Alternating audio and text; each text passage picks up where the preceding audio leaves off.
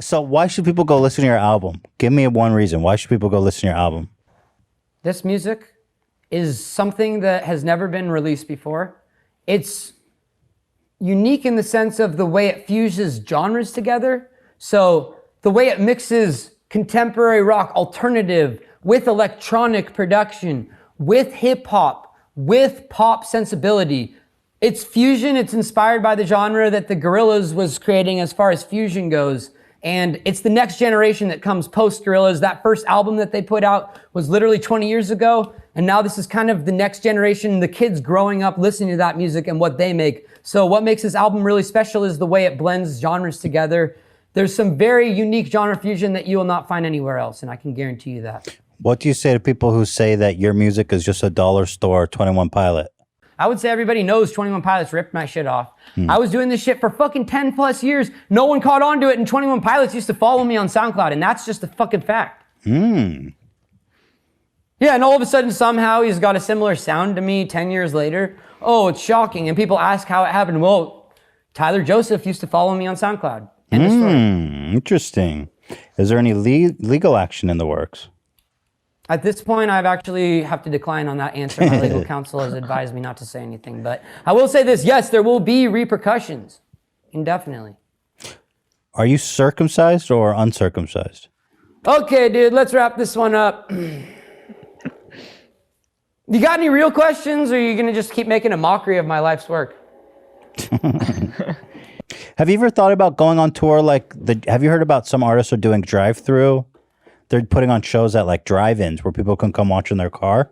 Have you heard about that? It's pretty cool. No, I haven't. That's a pretty good idea, though. You haven't heard about that? No. We had a friend of the show on, Mark Rubier.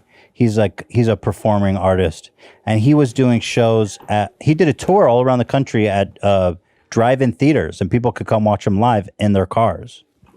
Sounds like a hell of a guy, man. Is that something you would consider doing? Ultimately, no. I'm pretty busy. I'm doing a lot of shit. And like I said, I'm trying to move away from music. And so for me to try to take on some new projects like that, I feel like it wouldn't serve me for my film career and some of these new endeavors I'm trying to work on. Fascinating.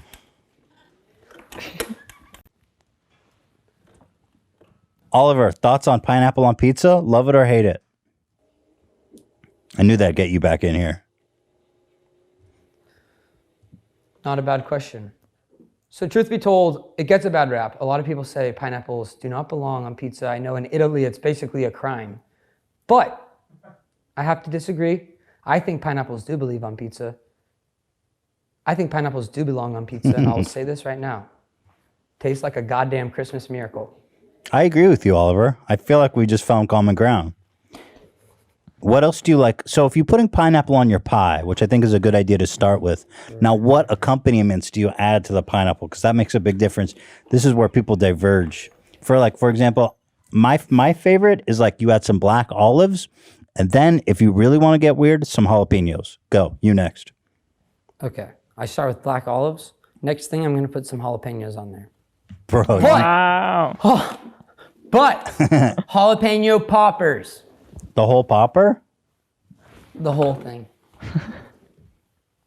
And on top of that, I put some lightly crusted Canadian bacon, maybe with some, a little lemon zest, potentially some anchovies. Zest. And artichoke hearts. I love them. I love artichoke hearts. Yeah, I like artichoke hearts. Now, Oliver, is there anything substantial you want to talk about, or are we just going to bullshit? To tell you the truth, I thought you guys would be the ones asking the questions, so I'm a bit confused myself.